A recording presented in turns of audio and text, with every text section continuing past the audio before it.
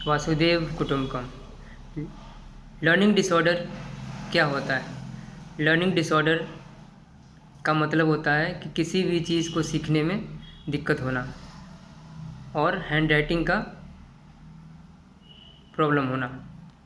अब हैंडराइटिंग का जो प्रॉब्लम है वो बहुत सारे कारण से होते हैं। इसमें से कुछ कारण है न्यूरोलॉजिकल कंडीशन का होना, जैसे cerebral palsy, down syndrome, ADHD,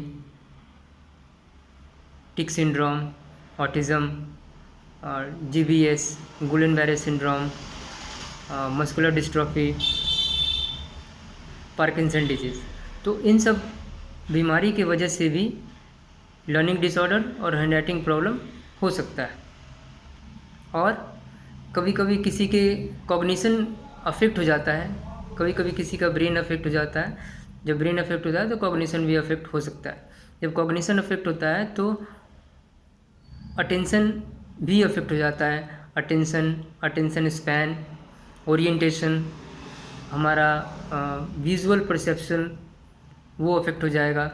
आई हैंड कोऑर्डिनेशन भी अफेक्ट हो जाता है। और कभी कभी मोटर प्रॉब्लम हो सकते हैं, सेंसरी प्रॉब्लम हो सकते हैं और मसल टोन के प्रॉब्लम भी हो सकता है। जैसे मोटर प्रॉब्लम का मतलब कि मूवमेंट का और मसल का प्रॉब्लम। इसके अंदर क्या होगा कि हमारा जो बाजू है वो उसमें वीकनेस हो सकता है, या फिर हमारे हाथ में वीकनेस हो सकता है। सेंसरी प्रॉब्लम हो सकता है, जैसे जब लिखते हैं तो हमारा जो टच सेंस है उसका कम या ज़्यादा होना वो भी अफेक्ट हो सकता है। हमारा जो प्रेशर सेंस है उसका कम या ज़्यादा होना भी, उसके वजह से भी हैंडराइटिंग का प्रॉब्लम हो सकता है। हमारे जॉइंट के अंदर में एक जॉइंट प्रोप्रियोसेप्शन सेंस होता है, इसके अफेक्ट हो जाने की वजह से भी हैंडराइटिंग का प्रॉब्लम हो सकता है। और कभी कभी मसल टोन का प्रॉब्लम भी होता है। मसल टोन के प्रॉब्लम की वजह से मांसपेशी जो है इतना कमज़ोर रहता है कि ऐसा लगेगा कि हाथ में जान ही नहीं है, तो उस वजह से भी लिखने में काफ़ी परेशानी आती है। अब इसका ट्रीटमेंट क्या है? इसका ट्रीटमेंट है ऑक्यूपेशनल थेरेपी। इस थेरेपी के अंदर में हैंडराइटिंग थेरेपी होती है। इसके अंदर बच्चे का जो प्रॉब्लम है उसको आइडेंटिफाई किया जाता है, उसको पता लगाया जाता है और आइडेंटिफाई करके उसको सॉल्व कर दिया जाता है। जैसे ही प्रॉब्लम को सॉल्व करते हैं, उसके पीछे के जो कारण है उसको सॉल्व करते हैं, तो काफ़ी हद तक हैंडराइटिंग बेटर हो जाता है।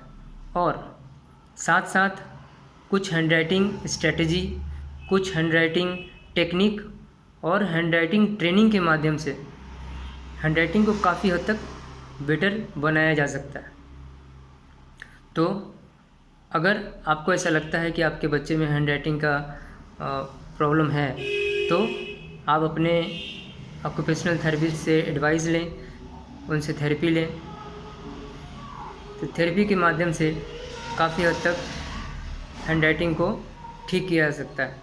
जैसे कभी आपने बच्चे को देखा होगा कि उसको जो वर्ड फॉर्मेशन में काफ़ी दिक्कत होता है, या फिर वो एक लाइन में लिखते नहीं हैं, या फिर जो लेटर्स होता है वो अपर केस और लोअर केस में डिफरेंस पता नहीं कर पाते। तो इन सब प्रॉब्लम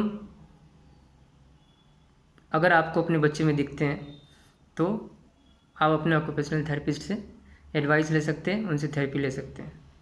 थेरेपी से काफ़ी हद तक हैंडराइटिंग बेटर बनाया जा सकता है। धन्यवाद। वासुदेव कुटुंबकम।